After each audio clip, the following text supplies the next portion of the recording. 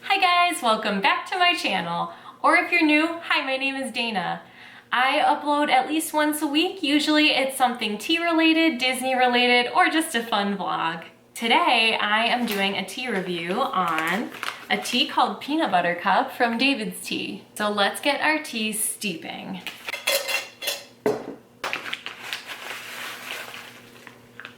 So excited that it's fall and we're back to hot tea season. Like all the teas that are coming out for the rest of the year, I assume are gonna be more geared towards hot tea, which is the way I prefer to drink my tea. Let's just go ahead and read the description and get into the ingredients and see what we think. Peanut Butter Cup, fruit infusion. When it comes to satisfying snacks, you can't beat a peanut butter cup. And this decadent blend tastes just like the real thing. Ingredients are apple, cocoa, almond, chocolate, safflower, and artificial flavoring. It contains almonds and soy and may contain milk. Ooh, it smells like, it doesn't smell like a peanut butter cup to me, like whatsoever. But it really smells like a caramel apple with peanuts, like the taffy apples coated in peanuts, one of the best things about the fall. But I don't actually smell any chocolate. Another interesting thing to note about this tea is it doesn't contain any peanuts, but it's meant to taste like a peanut butter cup. Another tea that really tastes like peanuts to me was the Nutty Granola Crunch from 2 fall collections ago, so fall 2016. A lot of people really hated that tea, but I personally loved it. To me, it tasted like liquid peanuts, which might sound kind of weird, but it was so good. And this is kind of giving me the same vibe. One time there was a tea that was due to come out for Easter. It was called Sunny Citrus. And what happened was they sent it to our store. This was when I still worked at DAVIDStea. They sent it to us and we were planning to put it out on the launch date for the Easter collection. But then word got out that it had little sprinkles in it. And the sprinkles contain peanut oil. It was a really big deal to put something with peanut oil out on the shelves because at DAVIDStea, it's all just like big tins of loose tea. Constantly throughout the day, those tins are opening and closing and like the fumes of the tea are being released into the air.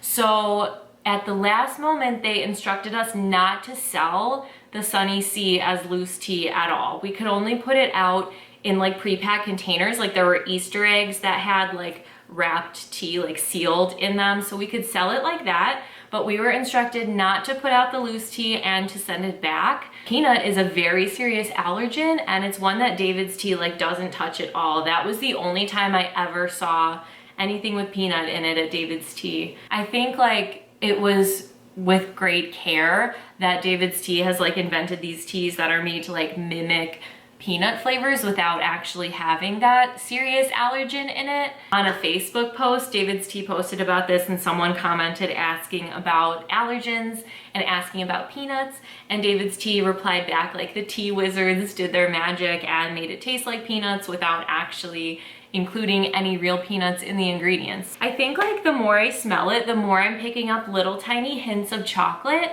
but I still am not getting like the scent of a peanut butter cup. Our tea has been steeping for a while and it has like a really like yellowy orangey kind of color to it, which is very Halloween and spooky, so I appreciate that.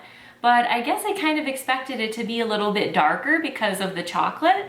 I can't remember the last peanut butter cup I ate, so I don't have a fresh frame of reference for this one.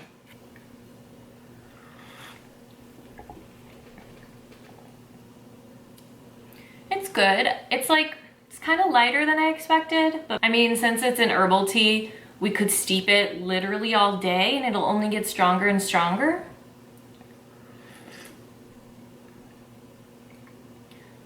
And I get the peanut butter cup, I do a little bit, but I wish the chocolate was stronger. I think that's what I'm thinking.